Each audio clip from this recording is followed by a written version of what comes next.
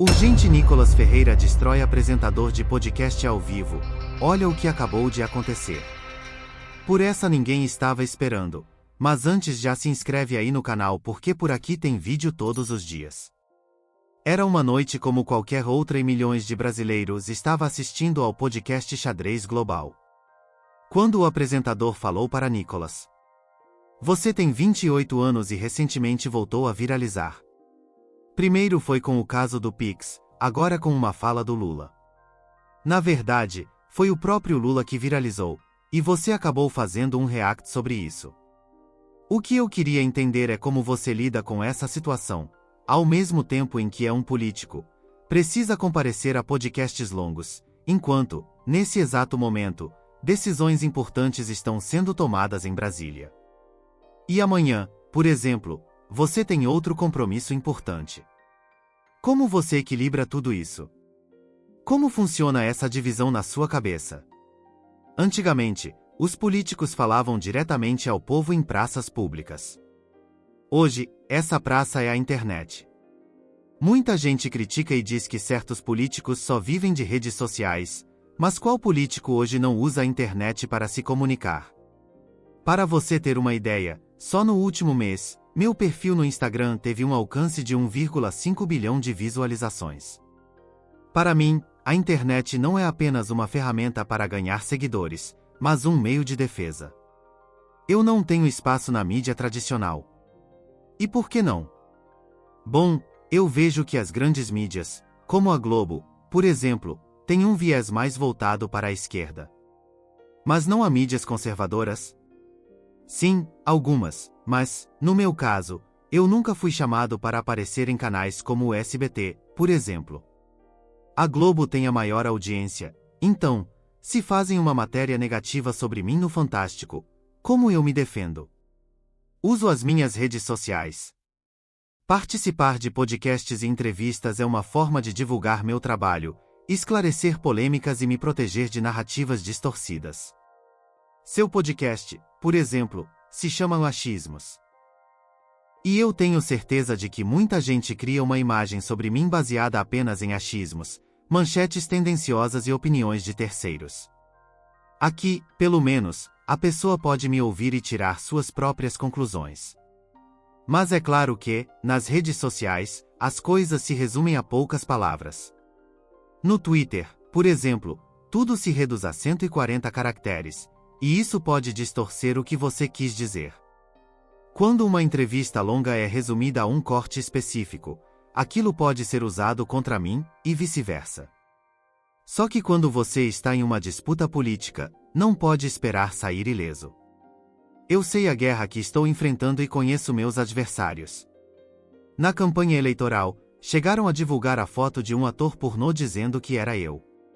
Esse é o nível de fake news que circula. Sei que estou lidando com um jogo sujo, mas não posso entrar nessa batalha achando que não vou sofrer ataques. Eles virão, e eu preciso estar preparado para me defender. Recentemente, divulgaram uma manchete dizendo que eu gastei R$110 mil em anúncios para divulgar meu curso. Mas o dinheiro é da minha empresa, não tem verba pública envolvida. Só que a forma como a notícia foi escrita sugere que há algo ilícito. Esse tipo de narrativa enviesada existe para me descredibilizar. Eu entro em podcasts, entrevistas e redes sociais justamente para combater essas distorções. Muita gente me compara a outros políticos que usam a internet como ferramenta, como Bolsonaro ou Pablo Marçal. Mas às vezes eu me pergunto, até que ponto minhas redes podem crescer a um nível que ofusque meu verdadeiro propósito? Eu entrei na política para fazer mudanças concretas. Mas, de repente, sou mais visto como um cara polêmico do que como alguém que quer aprovar pautas importantes. O problema é que, na política, muitas vezes você não controla a narrativa.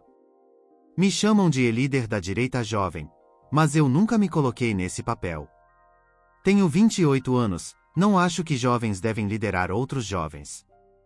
Eu leio e escuto pessoas mais experientes porque sei que posso errar, e prefiro aprender com quem já passou por muito. Na internet, a torcida cria rivalidades que nem existem. No Twitter, isso acontece o tempo todo. E para mim, Como político, a cobrança é maior. Se eu rebato alguém, logo surgem críticas. E eu pago seu salário, Nicolas, e você está xingando fulano. Mas esses ataques não mudam meu dia. Eu não perco o sono porque um usuário aleatório me criticou. O que acontece é que, quando viralizo, os opositores tentam me desmoralizar de qualquer forma. Recentemente, resgataram tweets antigos meus, brincando sobre Miley Cyrus e One Direction, tentando me ridicularizar. Isso não me abala. Muitas pessoas acham que vim de um berço de ouro, que minha família já era da política. Mas não é verdade. Nasci em uma favela perigosa em Minas Gerais, cresci vendo tiroteios na porta da escola.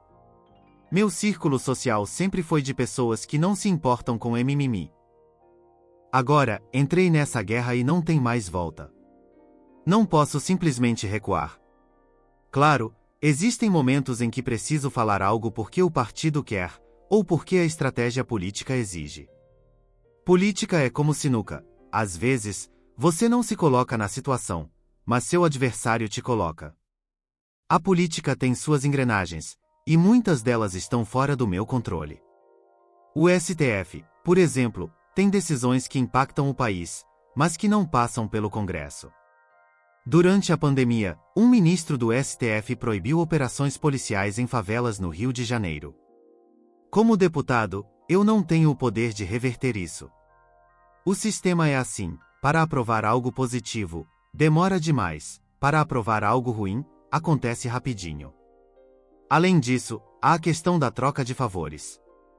Por exemplo, quando o governo quer aprovar algo polêmico, ele libera bilhões em emendas para deputados votarem a favor. Como combater isso apenas com honestidade?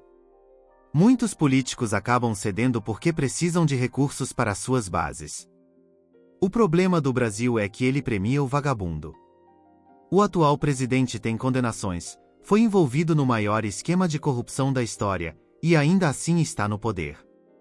Criminosos são soltos, traficantes ganham regalias, enquanto quem tenta ser honesto sofre retaliações. O Neymar, por exemplo, voltou para o Santos e, em vez de celebrar, tem jornalista criticando ele por emitir muito gás carbônico. No Brasil, o sucesso incomoda. Muitos políticos bem-intencionados acabam desanimando porque percebem que os corruptos se dão bem. Mas eu sei que se desistir, outros ocuparão meu espaço. Não posso me deixar engolir pelo sistema, mas também preciso aprender a navegar nele sem perder meus valores. Eu já percebi que política é um jogo de paciência e estratégia. O que posso fazer é continuar me posicionando, denunciando o que está errado e tentando fazer a diferença dentro das limitações que o sistema impõe.